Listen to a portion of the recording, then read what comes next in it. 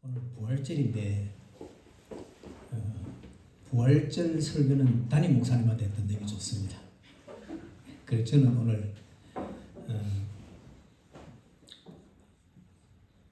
우리 교회 안에서 설교를 잘 안 하는 본문을 좀 선택해가지고 그리고 오늘 같이 읽었습니다. 마태복음에서 가장 중요한 말씀을 오늘 우리가 읽었습니다. 왜냐하면 우리 주님은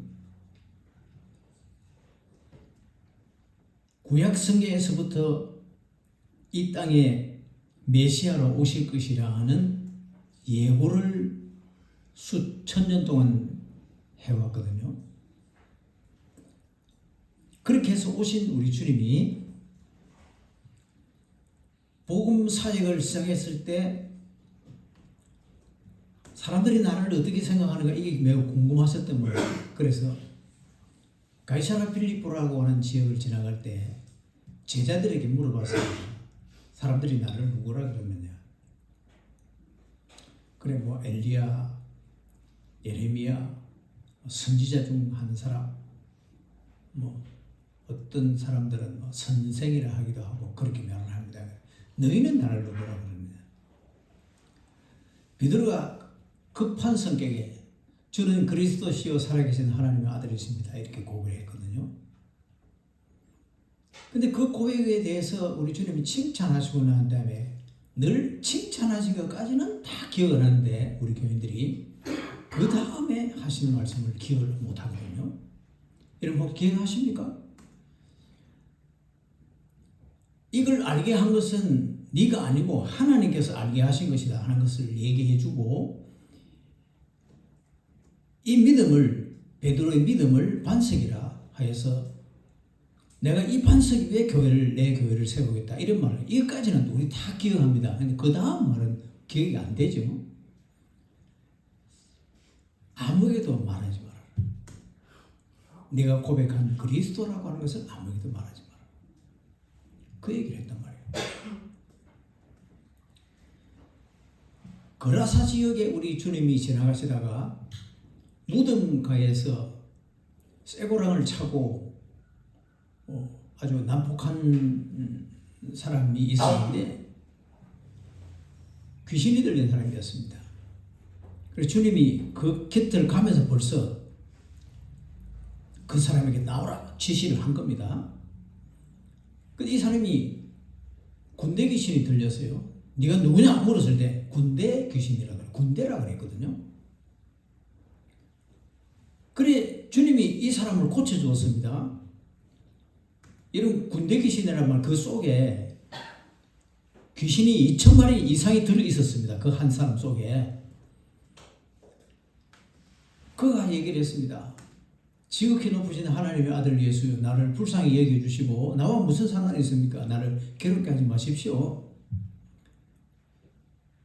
주님 벌써 나가라 얘기했거든요. 그래 나를 쫓아내 보내지 마십시오. 빨리 나가라 그러니까. 마침 그 밑에 돼지 애들이 있었습니다. 저리로 들어가겠습니다. 그래서 우리 주님이 허락을 했습니다. 돼지 2,000마리가 산비탈로 내려가면서 바다에 전부 빠져 죽었다는 그게 돼지가 2,000마리가 빠져 죽었다는 계획을 합니다. 그러니까 이 군대 귀신의 숫자를 약 2,000마리라고 보는 거죠. 이 사람이 멀쩡한 사람으로 나와서 앉아 있었는데 주님이 그가 돌아갈 때 얘기를 했습니다. 아무 얘기도 말하지 마라. 내가 너를 고쳤다는 거 말하지 마라. 주님이 이랬단 말입니다. 그런데 오늘 이 본문에 보면 주님이 오신 그리스도를 차례로 설명을 했습니다. 우리 주님이 복음을 전파하기 시작할 때 항상 주님 앞에 와서 공격하고 비난하고 막 대들고 한 사람들이 주로 바리새파 사람들, 사두개 사람들, 서기관들, 대제사장들 그리고 정치적인 지도자들 이런 사람들이거든요. 이런 사람들이 몰려들어서 항상 우리 주님을 향하여 비난하고 비판하고 막 공격하고 이상한 율법 해석을 드러내면서 우리 주님을 공경에 빠뜨리고 함정에 빠뜨리려고 막 이렇게 하던 일들이 있었습니다. 이것을 신학자들이 주석을 할 때 그들의 그 질문은 세 가지다. 첫째는 정치적인 질문이고, 두 번째는 신학적인 질문이고, 세 번째는 종교적인 질문이다. 이렇게 해석을 했거든요. 정치적인 질문이 뭐냐 하면, 주님, 우리가 가이사에게 세금을 바쳐야 됩니까? 말아야 됩니까? 그럴 때 주님이 너희들이 가지고 있는 동전 한 개를 보여주라. 거기에 무슨 그림이 있느냐? 가이사의 그림이 있습니다. 주님이 가이사의 것은 가이사에게, 하나님의 것은 하나님께 드리라. 이렇게 딱 정리를 했습니다. 두 번째 질문은 사두개인들이 한 것인데, 이 사두개인들은 부활을 안 믿는 사람들입니다. 주님, 모세율법에 한 남자가 결혼을 해서 자식을 못 보고 갑자기 죽으면 그 동생이 그 형수에게 결혼을 해서 첫 번째 아들을 놓으면 그 형의 이름으로 대를 이어주고 두 번째 아들부터 자기 아들로 만든다는 이런 계대법이 있는데, 어떤 한 집에 7명 아들이 있었습니다.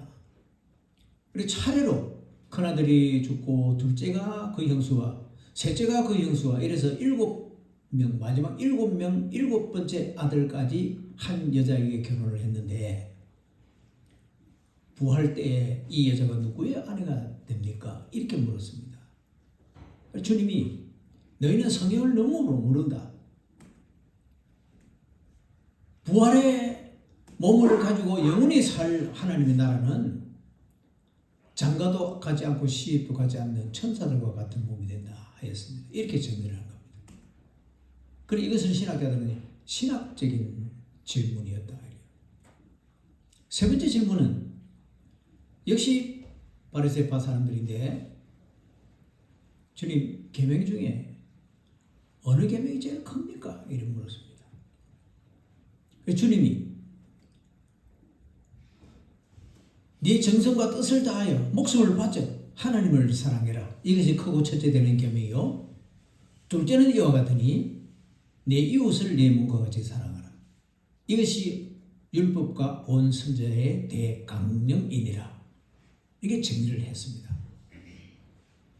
아무도 대답을 못했습니다. 거기에 답변을 못했습니다. 여기에 보면 이걸 정치적이다, 신학적이다, 종교적이다 이렇게 신학자들이 해석을 했거든요.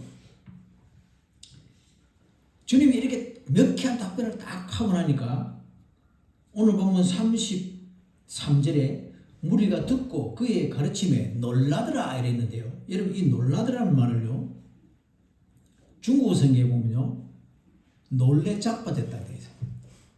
놀래야 막 자빠졌다. 똑같은 본문이 마가복음 12장에 있는데, 예수께 대하여 매우 놀랍게 여기더라. 누가복음 20장에도 주님의 대답을 놀랍게 여겨 침묵하니라. 이렇게 기록하고 있습니다. 예수님께서 이 바리새인들에게 이 질문을 받았을 때 차례로 설명을 하고 아무도 말 못하도록 입을 딱 말문을 닫게 만들고 주님이 질문한 겁니다. 너희는 그리스도에 대하여 어떻게 생각하느냐? 누구의 자손이냐? 두 가지를 물었습니다. 그런데 이들이 대답을 할 때 42절에 보니 다윗의 자손입니다 라고만 대답한 겁니다. 이 바리새인들이 오실 그리스도가 다윗의 자손인 것을 명백히 알고 있었다는 거죠. 아주 정확하게 알고 있었다는 겁니다. 그래서 주님이 다윗의 시편 110편 1절을 인용을 하면서, 그러면 너희 말대로 그리스도가 다윗의 자손이라면 어떻게 다윗의 1000년 후 자손인데, 예수님이 이 땅에 오실 건데 1000년 후 자기의 자손을 두고 다윗이 내 주님이라고 말을 했는데, 대답해보라. 이게 무슨 뜻인지 대답해보라. 여러분 아시겠습니까?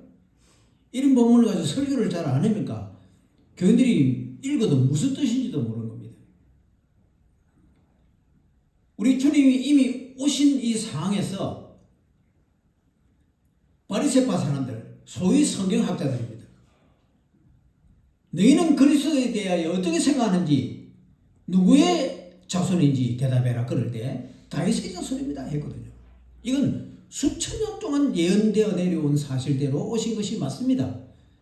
그런데 이 유대인들, 바리새인 사람들, 이 사람들이 생각하는 그리스도는 유대인만을 구원하는 그리스도로 생각한 겁니다. 지금 그 예언대로 우리 주님이 그리스도로 오셨는데 이 주님을 그리스도로 인정 안 하는 거죠. 오신 주님이 하나님의 아들도 아니고 그리스도도 아니다. 메시아도 아니라 하는 겁니다. 그래서 주님이 이걸 설명을 한 겁니다. 다윗이 주님 오시기 전 1000년 전 다윗이 하나님 앞에 우리 하나님께서 내 주님 예수님에게 너는 내 우편에 앉아 있으라 라고 말씀하셨다. 거기에서 하나님이 내 주님께 자기 1000년 후 자기의 자손으로 올 이 예수를 다윗은 1000년 후에 올 자기 자손을 두고 내 주님이라 라고 고백한 겁니다. 여러분, 그리스도가 이런 겁니다. 사람의 족보는 절대 있을 수 없는 일이죠. 1000년 후 자기 자손을 어떻게 내가 주님으로 말할 수 있습니까? 아직 만나지도 않았습니다. 그런데 하나님이 보내실 그리스도는 사람이기도 하지만은 하나님이시라는 것을 설명한 겁니다. 이게 오늘 이 본문 속에 들어있는 비밀인 거예요. 굉장히 중요한 얘기입니다.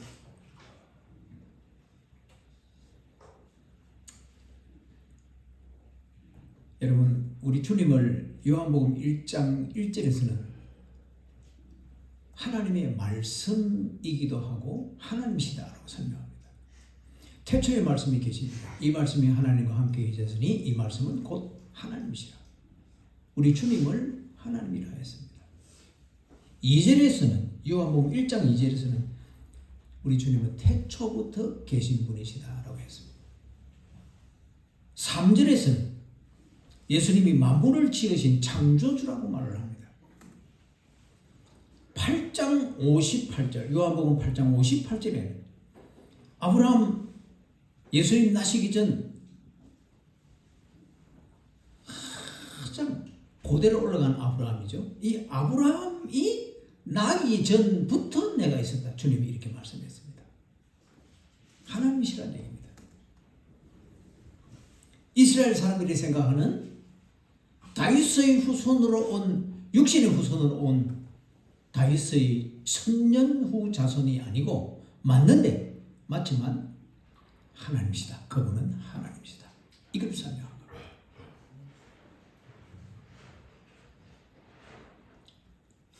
주님이 제자들과 함께 가이사랴 빌립보를 지나면서 왜 갑자기 이런 가이사랴 빌립보 지역을 제가 이제 성지순례를 가서 가본 적이 있습니다.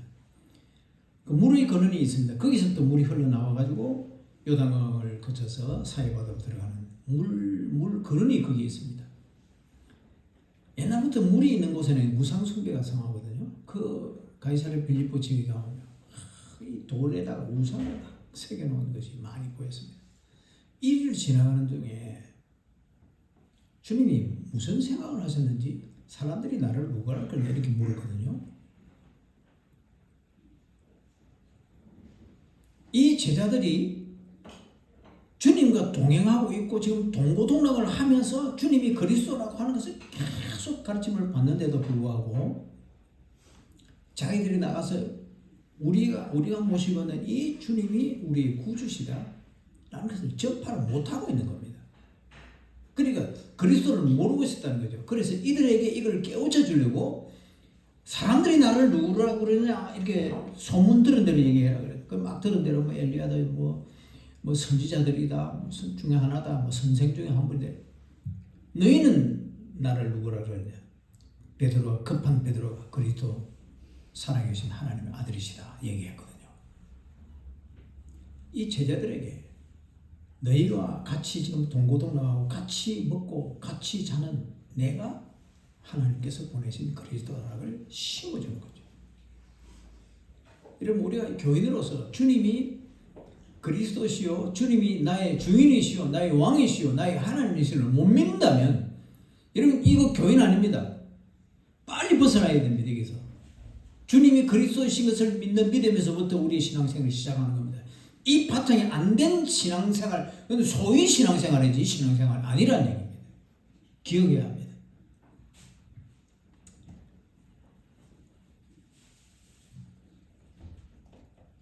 이런 생각이 참 중요합니다. 생각.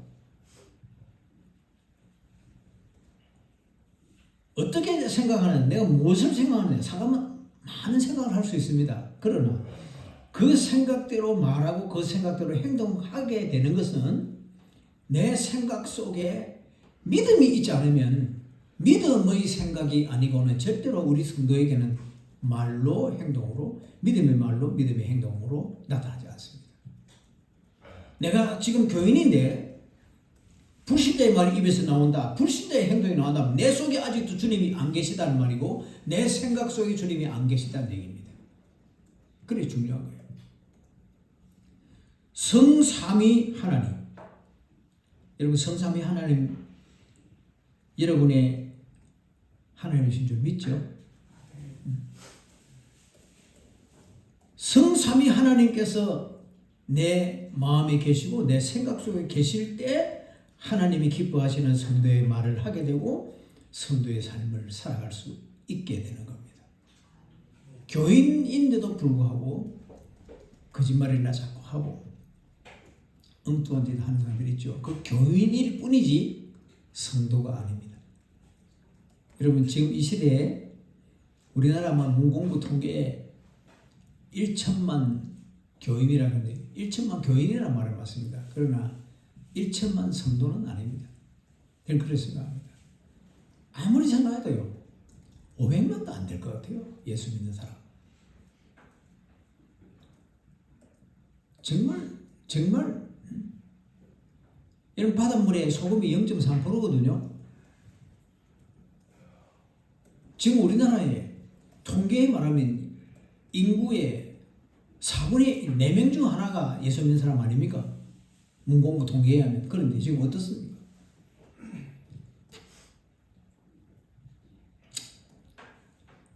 여러분 성삼위 하나님을 믿는 믿음이 내 지각과 내 총명을 다스립니다. 잘 생각하게 되고 잘 생각할 수 있어야 그 생각에서 좋은 말도 나오고 좋은 행동도 나오게 되는 겁니다. 그래서 그리스도를 내 주님이시라고 잘 믿는 것 필요합니다. 정말 필요합니다. 이 그리스도라는 말은 헬라 말입니다. 구약에 우리 주님이 메시아를 보내주시겠다 했죠. 그 메시아라는 말은 히브리 말입니다. 그런데 이 히브리 말을 요한복음 1장 41절이 이렇게 해석합니다. 메시아는 번역하면 그리스도라 이렇게 해석해 놨습니다. 그러니까 메시아란 말은 그리스도라 동일 같은 말이라는 얘기죠. 그리고 이것을 번역하면 기름 부음을 받은 자라 이렇게 많이 알려지고 있습니다. 이걸 목사님들이 교인들에게 많이 설명하는데 요한복음 1장 41절 이 얘기는 잘 안 해요. 여러분 요한복음 1장 41절을 보십시오. 뭐라고 하는지. 메시아는 번역하면 그리스도라 분명히 써놨습니다. 그런데 이걸 얘기 안 한다니까. 왜 이걸 얘기해야 되느냐. 하나님이 보내주신 구주가 예수님이라는 얘기입니다. 그걸 믿는 것이 예수 믿는 거예요. 그냥 교회에 출석하면서 우리 주님이 예수란다. 예수가 주님이란다. 여러분 그거 귀신도 압니다. 귀신도 알아요. 그것으로 구원받는 거 아닙니다. 예수 그리스도께서 하나님이 보내주신 자요. 그분이 내 죄를 대속해서 죽으신 분이시요. 그분의 이름으로 구원받는 것이고 그분의 이름으로 내가 하나님 나라에 돌아갈 수 있게 된다고 믿는 이것이 믿음, 예수 믿는 것이라는 얘기입니다.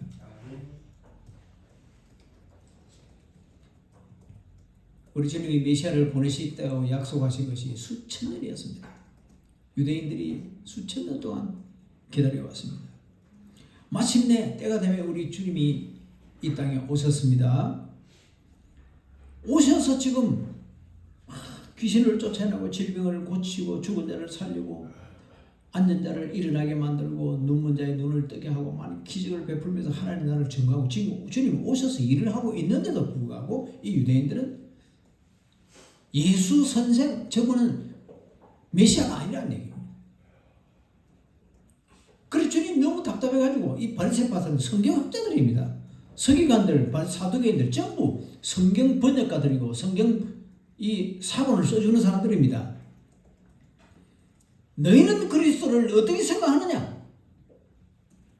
누구의 자손으로 오시느냐라고 물으신 겁니다. 이들을 가르치기 위해서. 그들이 해당해서 성경 사본을 해주고 성경을 가르치고 설교를 하는 사람들인데도 불구하고 그리스도를 안 믿는 자들이었다는 얘기예요.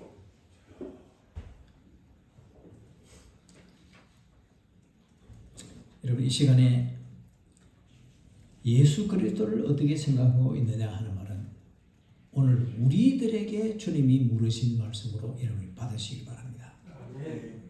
자, 그러면 제일 정확하게 예수님이 어떤 분이신가? 누구신가? 성경이 말하는 대로 배워야 될 거죠. 그렇죠? 자, 우리 하나님은 어떻게 말씀하셨는가? 우리 주님이 33살을 사셨다고 하셨습니다. 주님이 출생하기 전에 마리아에게 잉태될 때부터 설명이 있습니다. 신약 성경에는. 그런데 우리 주님이 12살까지 기록은 있어요. 이 성경에. 12살까지 기록은 있는데 12살부터 30살까지 18년 동안에 우리 예수님의 행적은 없습니다. 아무 말도 없습니다. 예수님이 12살 때 누가복음 2장 41절 52절에 딱 성경에 딱 한 번 나옵니다. 예루살렘에 6월절에 절기를 지키러 부모님들과 같이 예루살렘에 올라가셨다가 돌아올 때 여러분 이 예루살렘으로 올라가는 절기를 지키기 위해서 올라가는 이스라엘 사람들의 이 모임이 말이죠. 주로 이제 먼 거리를 이렇게 하루 이상 먼 거리를 걸어서 오는 멀리서 와야 되니까 하도 강도들이 많아가지고 혼자서 잘 안 갑니다. 때를 지어서 가는 거죠. 동네 사람들이 우리 같이 가자 이래서 어울려 갑니다. 그때 여자들과 아이들을 앞세웁니다. 가고 그 뒤로부터 이렇게 원을 그리면서 남자들이 이 아이들과 여자들을 보호하면서 이렇게 가는 겁니다. 예루살렘까지 가서. 그러니까 이제 같이 올라가니까 아이들과 여자들 속에 내 집사람도 있고 내 아들, 딸도 있고 다 그런 거죠. 뒤에 남자들도 그냥 동네 같은 동료들 아니면 식구들 아니면 가족들, 친척들 같이 모여가는 거죠. 그러니까 의뢰인 내 가족들 중에 내 아내들과 내 자식들은 앞쪽에 있다는 걸 알고 가는 겁니다. 예루살렘 절기를 마치고 돌아올 때도 역시 이 대회를 지키고 집에 왔는데 예수님이 없는 겁니다. 그래서 이제 마리아와 요셉이 하룻길을 걸어왔거든요. 다시 되돌아서 하룻길을 걸어간 겁니다. 가서 친척들 집 주변을 찾아보면 없어요. 하룻밤 자고 다시 성전으로 가봤습니다. 가보니까 우리 주님이 거기 계시는 거죠. 근데 너무 놀란 것이 12살 아들이 성경학자들과 성경을 토론하고 있는 겁니다. 이걸 많은 사람이 보았다 그랬습니다. 이 기록이 있습니다. 누가복음 2장 41절 52절 딱 이 본문 딱 한 번밖에 없습니다. 12살 이전에 우리 주님 12살 12살 되기까지 이 이전에 어린 아이 때의 기록은 있지만은 요 사이에 어떻게 자랐는지 기록이 없습니다. 12살부터 30살까지 18년 동안에 우리 주님이 어떻게 사셨는지 살았던 삶이 전혀 나오지 않습니다. 이걸 신학자들은 침묵의 생활이었다, 은둔 생활이었다, 이렇게 해석을 합니다. 그런데 30살 되는 어느 날 우리 주님이 세례를 받으려고 요단강으로 나왔습니다. 세례요한에게 세례를 받았습니다. 세례를 받고 물에서 올라올 때 하늘이 열리고 이는 내 사랑하는 아들이요 내 기뻐하는 자라 하는 음성이 들렸습니다. 여러분, 그 세례 받으시는 그 현장이 얼마나 거룩하고 은혜로운 장소였으면 하늘이 열리고 성령이 비둘기처럼 우리 주님께 임재하는 것을 우리 주님이 보았다 했습니다. 다른 사람들이 보았는지 모르겠어요. 세례요한도 보았는지 그걸 모르겠습니다. 어떤 우리 주님은 이걸 보셨다 했고, 이어서 하늘에서가 소리 있어 가로되 이는 내 사랑하는 아들이요 내 기뻐하는 자라 하였거든요. 자, 여러분, 정말 우리에게 중요한 본문입니다. 하나님이 우리 주님을 내 사랑하는 아들이요 내 기뻐하는 자라 얘기했습니다. 사람의 아들은 사람이죠. 요즘에 여러분, 우리 교인들 중에는 그런 사람 있는지는 모르겠는데 개새끼를 안고 내 아들이요 내 딸이요 이 사람들, 지가 지금 개 애미가 되고 개 애비가 된다고 하는 소리입니다. 그게 있을 수 있는 일입니까? 농담이라도 그런 소리 하면 안 됩니다. 우리가 하나님의 형상대로 지음을 받은 자들이고 우리 주님 보배로운 피로 구속받은 하나님의 백성, 영생의 사람들이란 말입니다. 개가 좋아서 키우는 건 괜찮아요. 그러나 어때서 이 개가 내 새끼고 어때서 이 개가 내 아들이고 내 딸이냐 말이에요. 왜 자꾸 개 애미가 되려고 개 애비가 되려고 그러냐 말이에요. 이러지 말라는 얘기죠. 하나님께서 물에서 세례를 받고 올라오는 주님을 보고 이는 내 사랑하는 아들이다.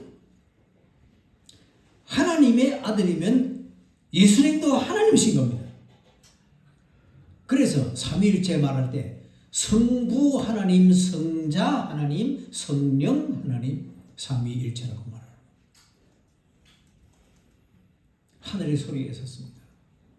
신학자들이 설명합니다. 이것을 해석할 때 하늘로부터의 소리는 하나님의 음성이다. 400년간 침묵하셨던 하나님께서 다시 자기를 알리는 계시다.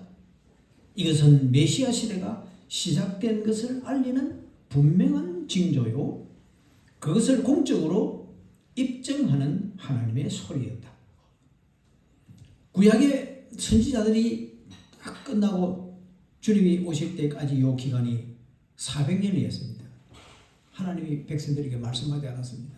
400년 동안 하나님이 자기 백성들에게 침묵을 지키고 있었는데 우리 주님이 세례를 받고 올라오시는 그 시간에 우리 하나님께서 이는 내 사랑하는 아들이요 내 기뻐하는 자라 하고 주님이 음성을 백성들에게 들을 때 하나님이 자기를 드러내신 일이라네. 여러분, 오늘 이 본문은 너무 중요해요. 우리 기독교에서는 너무 중요한 본문입니다. 자, 그러면 우리 주님이 12살 이후 18년 만에 하나님께서 예수님이 누구신지 내 아들이다 하고 선포한 것입니다. 그럼 우리는 하나님의 아들로 믿어야 되겠죠? 자, 두 번째는 가브리엘 천사가 우리 주님을 어떻게 설명했는가? 요셉이 마리아와 정혼하고 동거하기 전에 마리아에게 잉태한 것이 나타났습니다. 마태복음에는 요셉 중심으로 기록하고 누가복음에는 마리아 중심으로 기록해요. 이 천사가 누가복음에는 하나님이 보내실 사자라 그랬는데 마태복음에는 누가복음에는 하나님의 사자 가브리엘 천사라고 설명합니다. 요셉이 고민을 했습니다. 내가 결혼을 하려고 정혼을 한 여자인데 아직 결혼도 안 했는데 아이를 위했다는 거예요. 이게 드러나면 유대사에서는 돌로 쳐 죽입니다. 그래서 요셉이 의로운 사람이라 가만히 끊고자 하여 고민을 하고 있을 때 하나님이 주의 사자를 보냈습니다.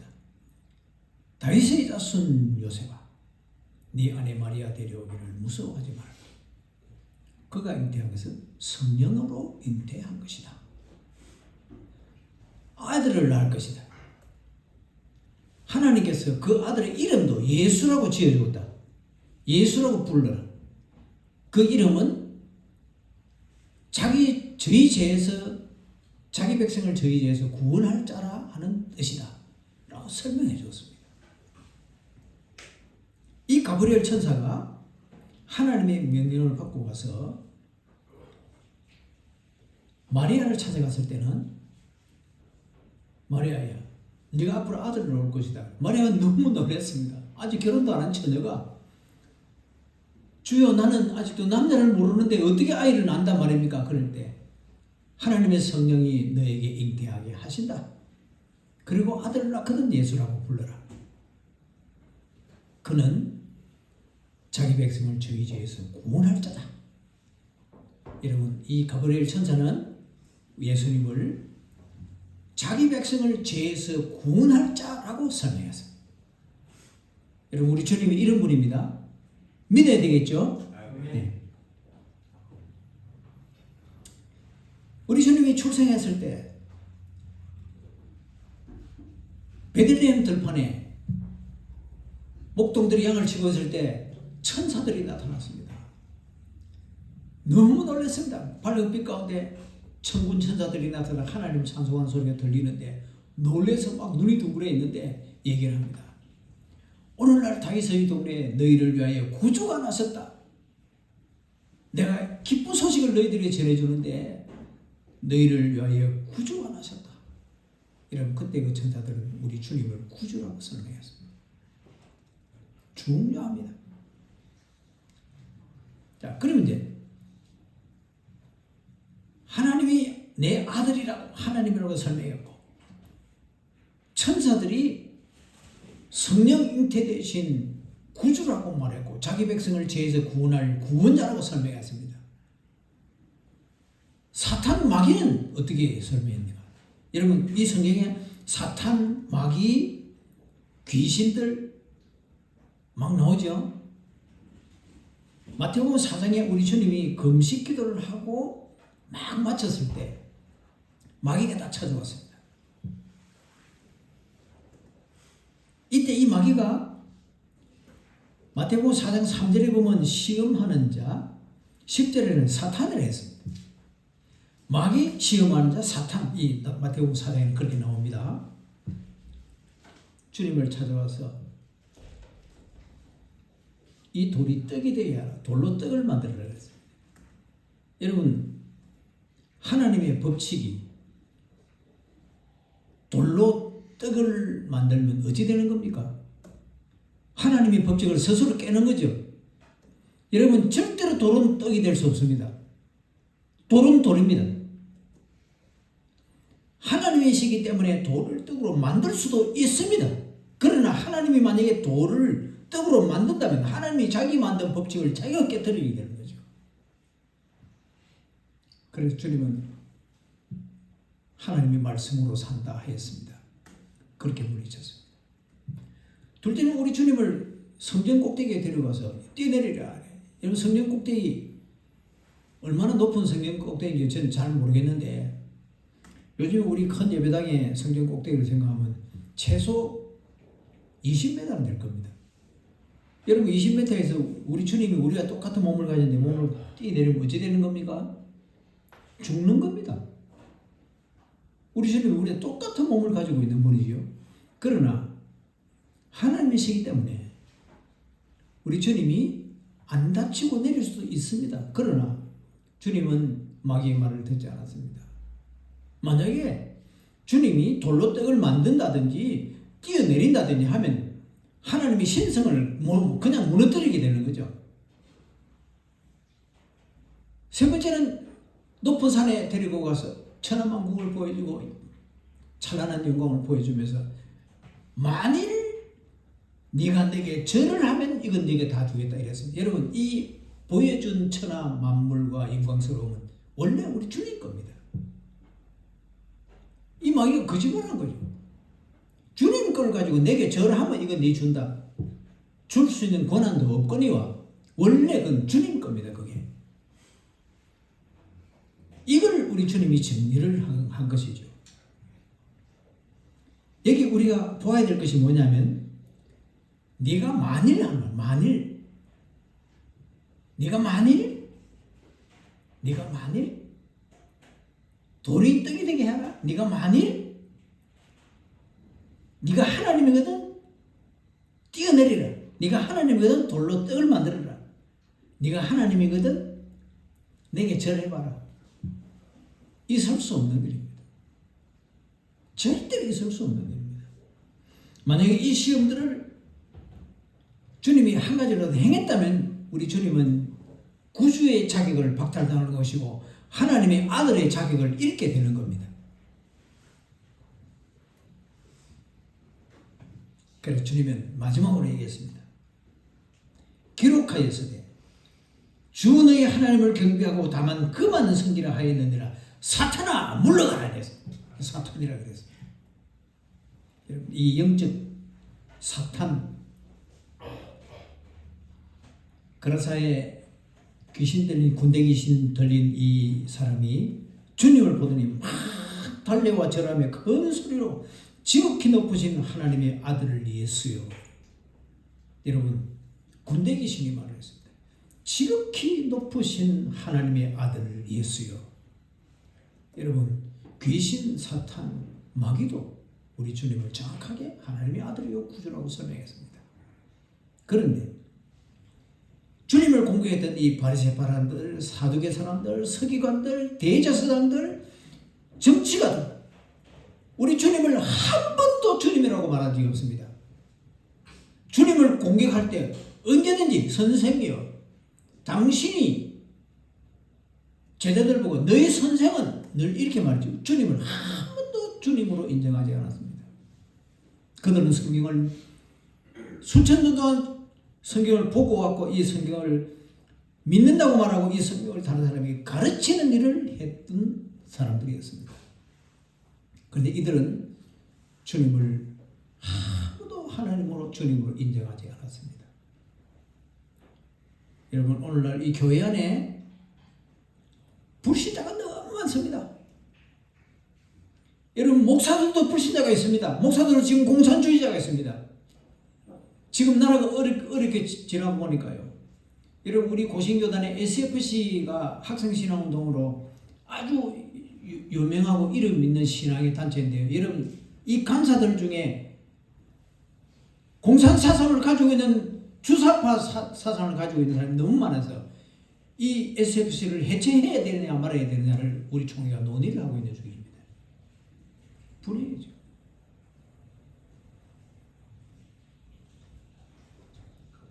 여러분,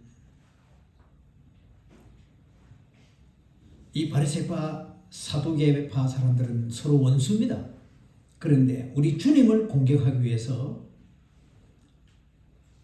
합해서 주님을 시험하고, 마태복음 12장 14절에 보면 주님을 죽이려고 모의를 하고, 마태복음 22장 15절에는 올무에 걸려 넘어뜨리려고 이들이 모의를 해야 되는데, 여러분, 바리새파 사람들과 서기관들이 모의를 한 것이 9번입니다. 마태복음에 9번이 나와요. 9번. 바리새인과 대제사장이 모의를 합해서 모의한 것이 2번, 바리새인과 사두개 사람들이 5번 모의를 했습니다. 죽이려, 올무에 빠뜨리려. 얼마나 답답했으면 세례를 베풀던 세례요한이 거기 우리 주님을 비난하려고 또 모여들었을 때 독사의 자식들아 이랬습니다. 그런데 우리 이 사람들은 아주 양반으로 얘기한 겁니다. 독사의 자식, 독사의 새끼 아닙니까? 주님은 독사의 새끼라고 그랬습니다. 마태복음 23장 33절에 독사의 새끼들아 너희가 어떻게 지옥의 판결을 피하겠느냐? 지옥 갈 독사의 새끼들이라고 주님은 이렇게 말씀한 겁니다. 여러분, 주님을 공격하던 이들이 소위 이스라엘의 지도자고 성경학자고 제사장들이고 종교 정치의 지도자들인데 우리 예수님을 주님이라고 한 번도 인정하지 않았고 말도 하지 않았고 믿지도 않았다는 것. 그런데 귀신도 우리 주님을 구주라고 고백했습니다. 하나님도 말씀했습니다. 천사들도 말씀했습니다. 이 말씀을 초대교회 사도들이 받아들였고 그때 교회들이 받아들여서 이 세상의 교회들을 만들기 시작했습니다. 그 말씀들을 우리가 전해받은 겁니다.